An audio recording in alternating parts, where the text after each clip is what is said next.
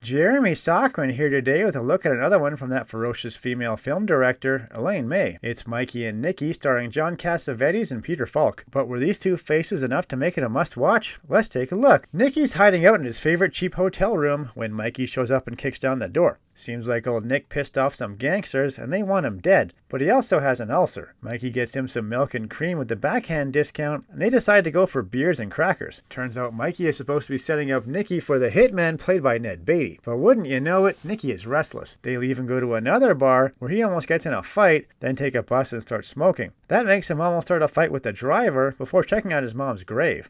I wish my mother was alive. I wish your mother was alive. And I wish your father was alive, and I wish my father was alive, and I wish your brother Izzy was alive. From there, it's off to a party girl Nicky knows for some nookie, where there's another fight, which leads to a late night street walking where, yep, you guessed it, Mikey and Nicky get into yet another fight, and Mikey's dad's watch gets busted. This makes them split up, and Mikey meets the hitman and Nicky buys some candy. In the morning, Mikey goes home where, spoiler alert, Nicky shows up and old Kenny blasts him at the door. Mission accomplished.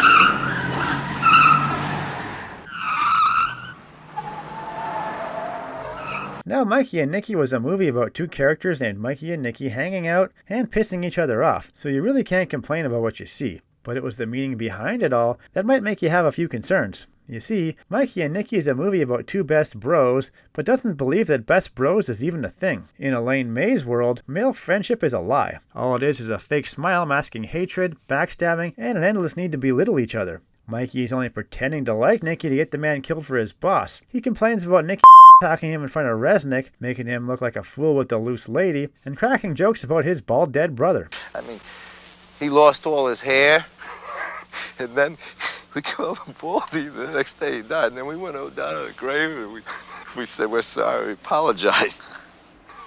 He was 10 years old, God rest his soul. My poor brother.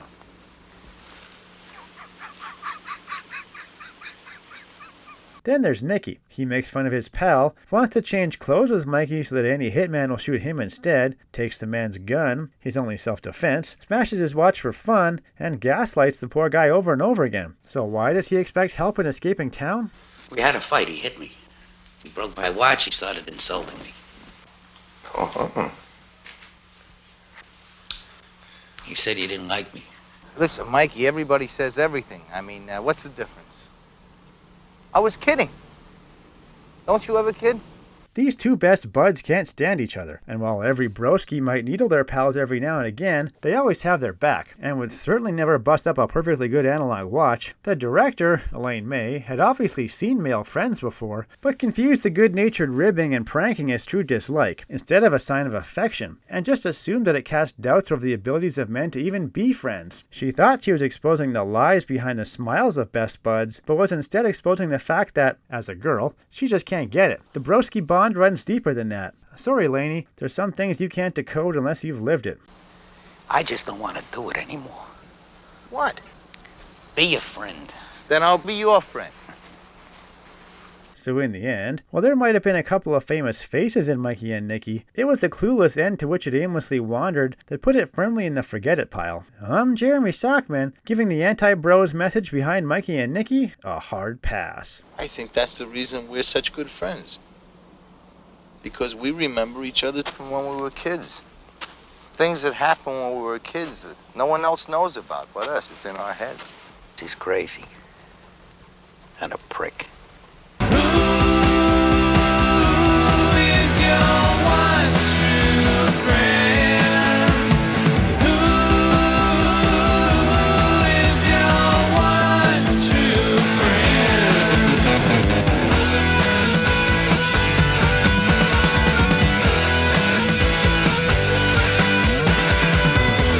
You're jealous and it's all